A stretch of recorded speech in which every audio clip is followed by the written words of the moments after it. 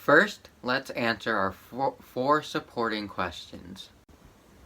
For our first supporting question, we have what conditions influenced the U.S. expansion abroad? Based on source A, the U.S. becomes a world power.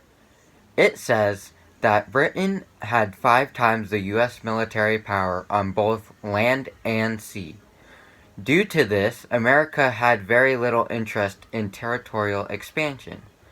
Another reason was America did not want to acquire people with different cultures or languages.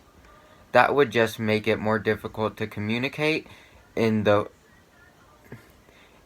fourth paragraph, it states that in the mid-1890s, Americans' attitude towards expansion shifted due to the Europeans' scramble for empire.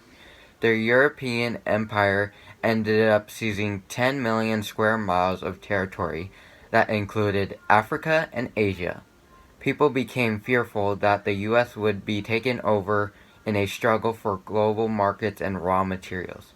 By the 1890s, the U.S. economy depended on foreign trade, most of it overseas.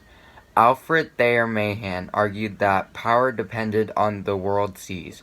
Whoever rules the waves rules the world, he states.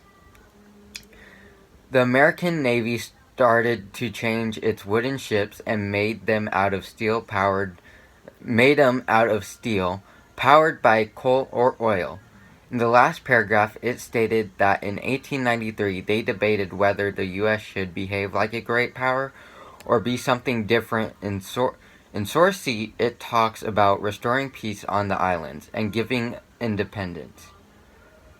The U.S. wanted to take over the Hawaiian Islands. This could help build and increase naval stations in the West to gain naval power. This is what influenced the expansion abroad. For our second supporting question, we have what arguments were made in favor of imperialism and the Spanish-American War. In source A, we have a newsletter titled Who Destroyed the Maine? This paper over-exaggerated problems just like others. This was called yellow journalism. In source B, we have a picture showing slavery. This led to people wanting to go to war with Spain. Racism led to them to believe that they were superior and that they could make use of the materials and make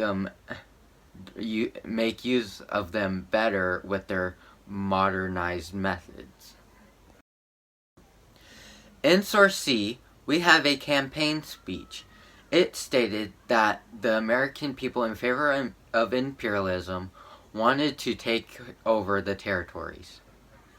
The people who were for imperialism wanted to govern other states without their consent and take their resources.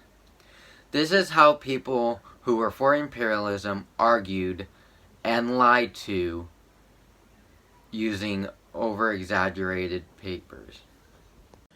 For our third supporting question, we have what arguments were made in opposition of imperialism and the Spanish-American War.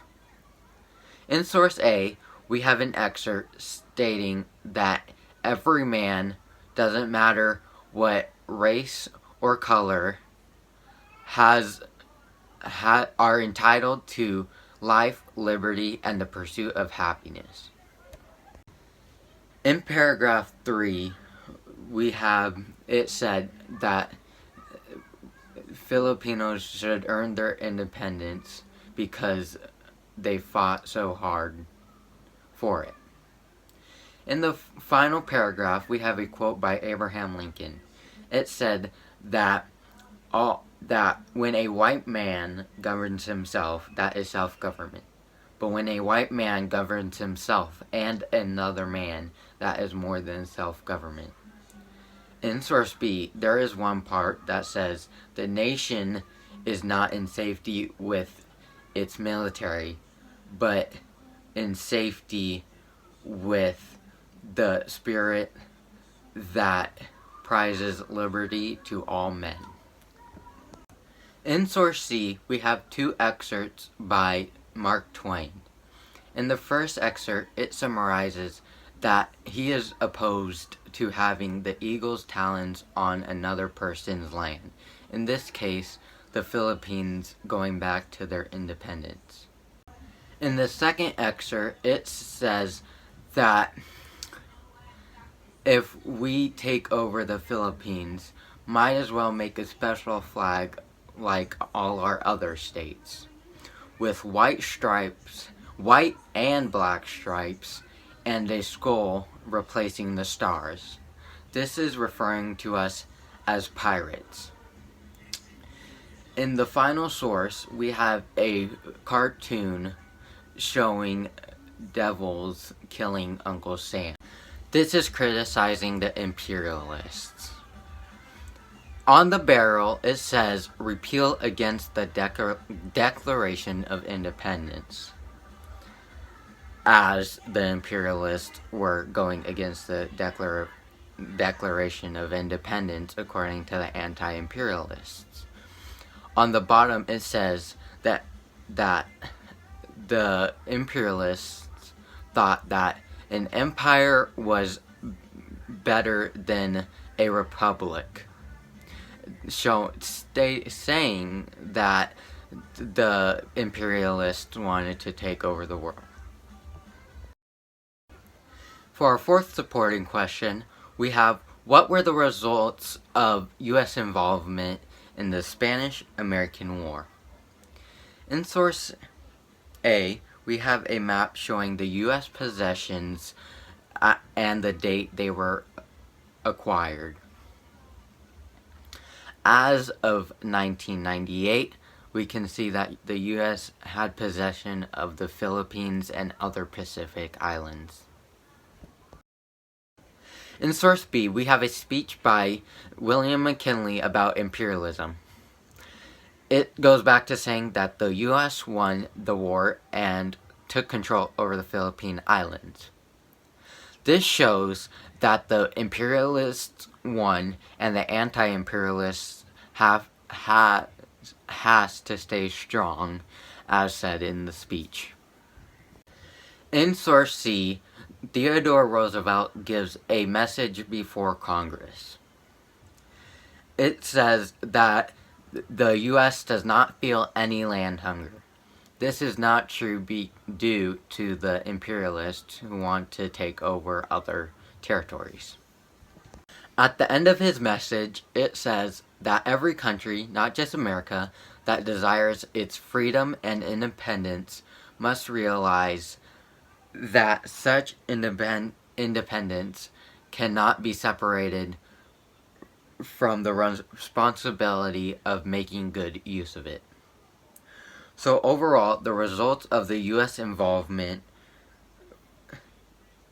we can see that the imperialists won and ended up possessing the Philippines. Now that we have answered our 4 supporting questions, we can answer our compelling question.